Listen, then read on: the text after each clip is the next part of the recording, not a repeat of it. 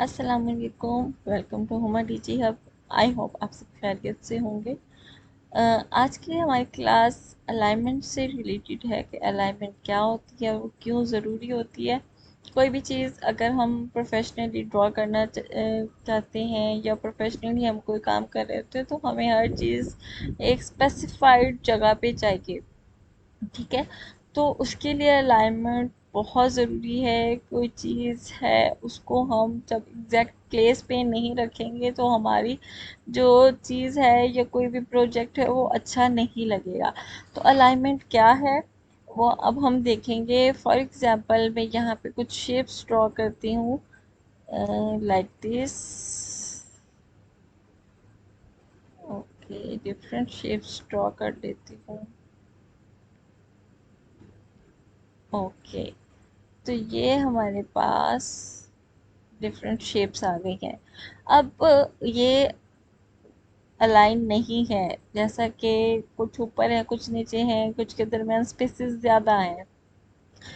देखिए, जब मैंने इसको डीसेलेक्ट किया ऊपर मेरे पास कोई ऑप्शन नहीं है, कोई कुछ नहीं अलाइनमेंट से रिलेटेड। जैसे मैं इनको सिलेक्ट करूँगी और को तो ऊपर मेरे पास अलाइनमेंट आ जाएंगी।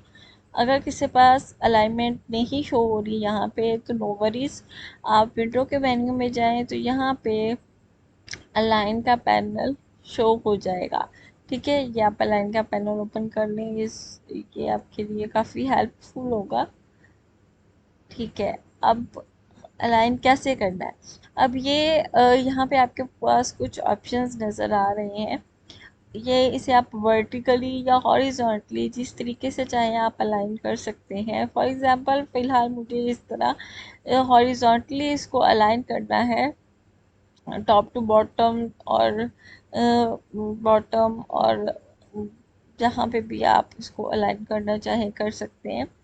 फॉर एग्जांपल मैं इसको टॉप पे अलाइन करती हूँ तो देखिए मेरे सारे ही ऑब्जेक्ट्स एक लाइन में आ चुके हैं टॉप पे। ठीक है, लेकिन अगर मैं इनको बॉटम पे अलाइन करना चाह रही हूँ तो यहाँ से ये वर्टिकल अलाइन बॉटम, तो ये आपके पास बॉटम पे ये अलाइन हो जाएंगे। ठीक है, तो इस तरीके से आप अगर आप खुद से इनको ये ऊपर नीचे हो इनको खुद से सेट करना चाहें तो बहुत टाइम लग जाएगा। इसके अलावा हो सकता है आपके पास जो है थोड़ा बहुत फ़र्क रह जाए, तो इतनी मेहनत करने से बेहतर है कि आप इनको सेलेक्ट करें, टॉप बॉटम और टॉप जो भी आप चाह रहे हैं इनको आप कर लें।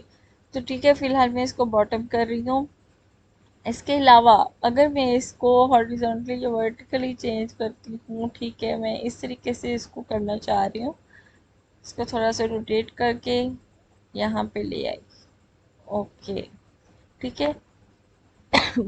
तो मैं यहाँ पे इनको आगे पीछे कर देती हूँ ताकि इसको इस तरह से भी आप कर सकें। तो यहाँ पे आपके पास यहाँ पे भी ऑप्शन है, इसको टॉप और बॉटम में जिस तरीके से आप चाहें चेंज कर सकते हैं। हाँ, ठीक है।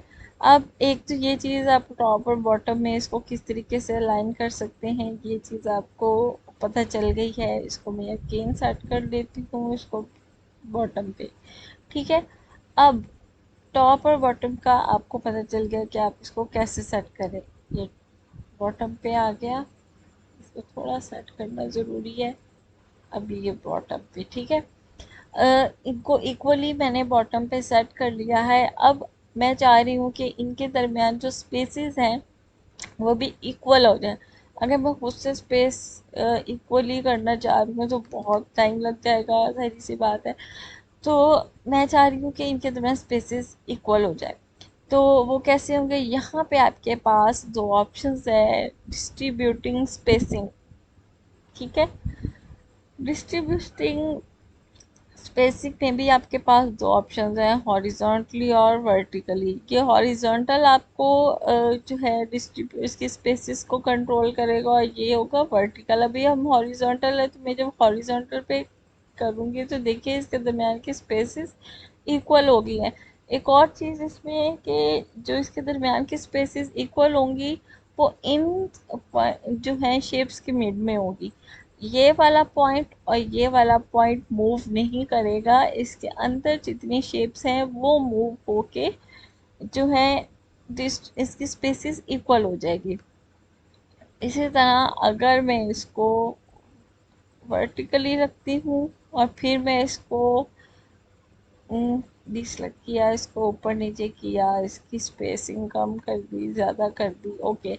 सबसे पहले तो मैं इसको अलाइन करूँगी, इस तरह कर लें या इस तरह कर लें, इट्स अप टू यू। अब इसके जो बीट की स्पेसेस है इसको मैं यहाँ से, पहले हमने हॉरिजॉन्टली किया था, अब मैं इसको वर्टिकली करूँगी। तो देखिए इसके दरमियान के जितने ऑब्जेक्ट्स थे वो अपनी जगह छोड़ के इनकी स्पेसिंग इक्वल कर दी है। जो ये स्टार्ट और बॉटम के जो हैं पॉइंट्स हैं वो अपनी जगह पे रहेंगे, मिड के जितने भी ऑब्जेक्ट्स हैं वो अपनी जगह छोड़ के वो इक्वल स्पेस में आ जाएंगे, ओके। ये कुछ चीज़ होगी, ठीक है। आपको बॉटम अलाइन, टॉप अलाइन, इसके अलावा डिस्ट्रीब्यूटिव स्पेसिंग का पता चल गया है कि हाँ ये किस तरीके से करते हैं। अब एक और चीज़ है, यहाँ पे आपको एक पैनल नज़र आ रहा है अलाइन, ठीक है। यहाँ पे आप करते हैं तो ये आपके पास कुछ ऑप्शन है, align to selection, align to artboard. अगर मैं अलाइन टू आर्टबोर्ड करती हूँ और अब मैं इसको टॉप करती हूँ तो देखें ये आर्टबोर्ड्स के अलाइन होगा। यहाँ पे जब हमने किया तो सिलेक्शन के अकॉर्डिंग था, ठीक है। पहले हमारा अलाइन टू सिलेक्शन था, लेकिन जैसे हमने यहाँ से इसकी अलाइन टू आर्टबोर्ड किया है तो जब भी इसको हम अलाइन करेंगे तो ये इसके अकॉर्डिंग होगा। हम्म, इसको ठीक है। अब अगर मैं इसको वर्टिकल करती हूँ तो देखें, ओके, तो इसके ये आर्ट बोर्ड से होगा, ठीक है। मतलब कि आर्ट बोर्ड से अलाइन हो जाएगा। तो ये आप पे डिपेंड करता है, आप जो भी प्रोजेक्ट बना रहे हैं, ये जो प्रोजेक्ट है उसके अकॉर्डिंग क्या आपको चाहिए। हम अलाइन तो सिलेक्शन किया तो जो सिलेक्शन हमने की हुई है उसके अंदर अंदर ही होगा, okay. Align to bottom top distributing spacing इसका आपको पता चल गया है। अब इसके अलावा एक और चीज़ हम डिस्कस करते हैं, इसको हम डिलीट कर देते हैं। फॉर एग्जांपल हम कोई और शेप ड्रॉ करते हैं, ये हमने सर्कल ड्रॉ कर लिया, इसकी कॉपी ले ली, second copy, third copy, okay. इसको साइज में थोड़ा सा मैं छोटा कर लेती हूँ, शिफ्ट और ऑल्ट के साथ इसको मज़ीद छोटा कर लिया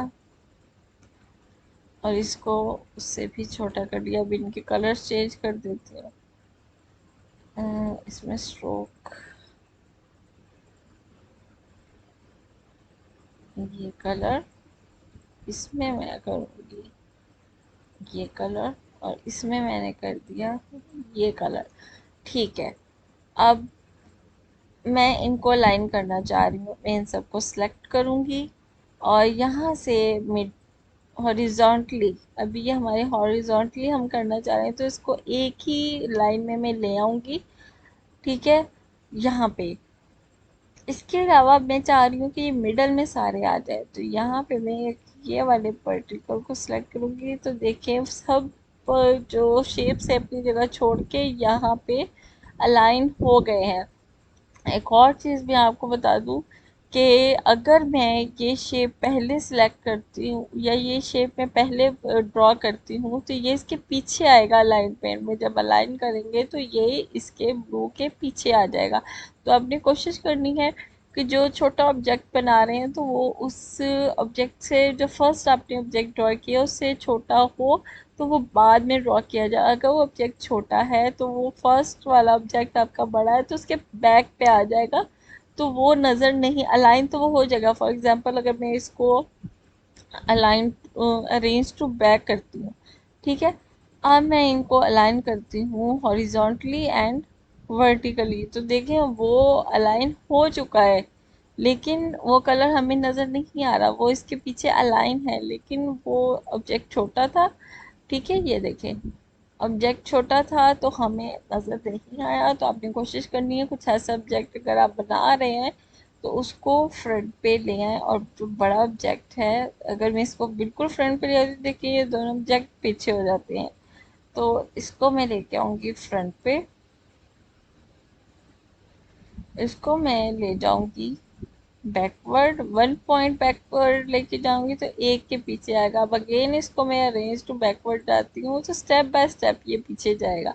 ठीक है, अब मैं इनको अगर अलाइन करती हूँ वर्टिकली एंड हॉरिजॉन्टली तो देखिए ये इस तरीके से आगे सब अलाइन तो हो गए हैं, लेकिन ये जो हमारा टॉप ऑब्जेक्ट है ये बड़ा है और सबसे आगे है, तो मैं इसको सबसे पीछे कर दूंगी, अरेंज टू बैक। ओके, तो अब अगर मैं इनको अलाइन करती हूँ तो आप देखें किस तरीके से अब हमारे पास बिल्कुल एग्जैक्टली हो गए। अब एक और चीज़ आपको बतानी है कि अलाइन करने का क्या फ़ायदा है। जब आपने ये एक चीज़ गौर करिएगा, जब हमने ये अलाइन किए हैं वर्टिकली और हॉरिजॉन्टली तो सब अपनी अपनी जगह छोड़ के एक पॉइंट पे इकट्ठे हो गए। लेकिन अगर मैं चाह रही हूँ कि किसी ख़ास ऑब्जेक्ट पे मैं उसको अलाइन करूँ, पहले तो मैं इनको ऑल को सिलेक्ट कर लूँगी। मैं चाह रही हूँ कि ये सब अपनी जगह छोड़ के इस पे सिलेक्ट हो जाए, इसकी जगह पे अलाइन हो जाए, ये अपनी जगह से मूव नहीं करें, बाकी मूव करके इसके साथ अलाइन हो जाए। तो मैंने सबको सिलेक्ट कर लिया। फिर जो मेन ऑब्जेक्ट है जिस पे आप सारे ऑब्जेक्ट्स को अलाइन करना चाह रहे हैं उसको सिलेक्ट कर लें और इसका हॉरिजॉन्टली और वर्टिकली अलाइन कर दें कि सब अपनी जगह छोड़ के उसकी जगह पे आ गए। इसी तरह अगर आप किसी और पॉइंट किसी ऑब्जेक्ट को मेन ऑब्जेक्ट रखना चाह रहे हैं, फॉर एग्जांपल मैं इसको अपना मेन ऑब्जेक्ट रखना चाह रही हूँ, तो मैं सबको सिलेक्ट करूँगी, इसको एक दफ़ा सिलेक्ट करके वर्टिकली और हॉरिजॉन्टली इसको सिलेक्ट करूँगी तो ये सब अपनी जगह छोड़ के उसकी जगह पे अलाइन हो जाएंगे। तो alignment is very important to make anything. कोई भी चीज़ अगर आप बनाते हैं प्रोफेशनली, अगर आप अपने प्रोजेक्ट्स कुछ हैंडल करते हैं तो अलाइनमेंट बहुत बहुत ज़रूरी है। इसको अपने यूज़ में लेके आएँ, इसको इस्तेमाल मत भूलें। फॉर एग्जांपल मैं अगर खुद से इसको एक सर्कल में लाना चाह रही हूँ, ठीक है, तो मेरे लिए कुछ मसले मसाइल हो सकते हैं, कुछ फ़र्क आ सकता है और टाइम भी लगेगा। तो इस चीज़ से बचने के लिए आप क्या करें, जस्ट सेलेक्ट करें वर्टिकली हॉरिजॉन्टली, इसको सिलेक्ट कर लें, या अगर आप डिस्ट्रीब्यूटिव स्पेसेस इसको कुछ भी सिलेक्ट करना चाह रहे हैं तो यहाँ से आप इसको कंट्रोल कर सकते हैं। देखिए यहाँ पे मैंने ये सिलेक्ट किया तो ये सारे इस साइड पे जो है वो हो गए हैं। अगर मैं यहाँ पे सिलेक्ट कर देती हूँ तो देखिए ये इस साइड पे हो जाएंगे। सेंटर में रखना चाह रही हूँ तो ये फर्स्ट वाली सेंटर में। इस तरह से आप अलाइनमेंट को कंट्रोल कर सकते हैं अपने अकॉर्डिंग, जैसा भी आपका काम है या कोई प्रोजेक्ट आपका है उसके अकॉर्डिंग, उसकी नीड के अकॉर्डिंग आप अपनी अलाइनमेंट को कंट्रोल कर सकते हैं। तो ये एक छोटी सी क्लास अलाइनमेंट से रिलेटेड थी। प्रैक्टिस करें इसको, अपने काम में परफेक्शन लेके आए, क्योंकि परफेक्शन आपके काम में तभी आ सकती है जब आप किसी चीज़ की प्रैक्टिस करेंगे। सो अलाइनमेंट आपको पता चलेगी कैसे करनी है। अगर इससे कोई रिलेटेड क्वेश्चन हो तो कमेंट बॉक्स में अपने जो है क्वेश्चन बताएं। और इसके अलावा प्रैक्टिस करते रहें, अपनी दुआ में याद रखिए, चैनल को सब्सक्राइब करें, शेयर करें, लाइक करें और बेल आइकन को ज़रूर प्रेस करें ताकि जो भी न्यू वीडियोस आती है आपको उनके नोटिफिकेशंस मिलते रहें और आप उससे अपडेट होते रहें। बाकी अपनी दुआ में याद रखिएगा। अल्लाह हाफिज़।